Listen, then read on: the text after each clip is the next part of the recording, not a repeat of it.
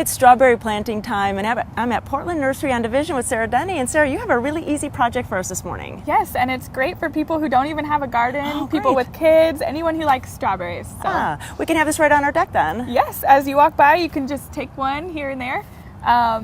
So I've picked some varieties actually that are good for that purpose.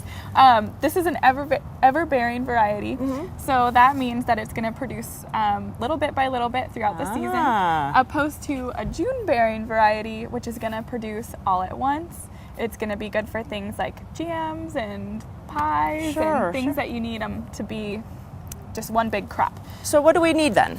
So we've got some soil that we already stuck a little bit in there, and a good starter fertilizer. Okay, I'm going to put that in there.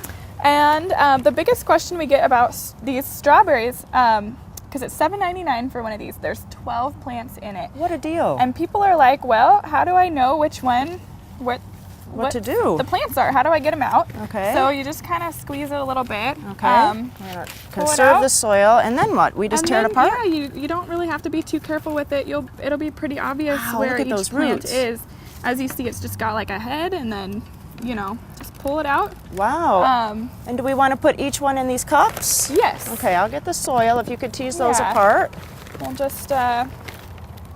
And then what about care for this once it's all planted? Well, it's going to need a really sunny location, so someplace that gets sun in the late afternoon. That hot sun is what it's going to like. Nice. I put too much soil in.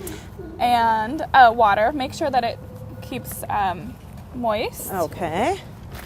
And then they'll be ready probably in just a few short weeks. We'll be starting to. I see flowers all over these. It's amazing how fast strawberries come on, and they're just such an easy, fun plant to have, even if you're not into gardening, which you probably are if you're watching this show. But they're great to have. And so this pot probably won't take all 12, but you can always give some to a neighbor, stick them in your yard. I mean, they're great perennial plants. Right, you'll have them year after year. Yeah.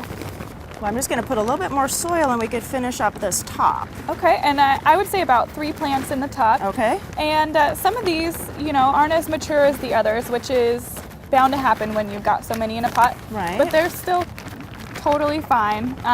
So just stick them in and you'll be amazed how fast they'll grow. Yes, oh, sure. They will catch up quite quickly. And with the strawberry pots, I like to do the cups first and kind of feed the roots into the main part of the pot, and then you can kind of fill up as it goes.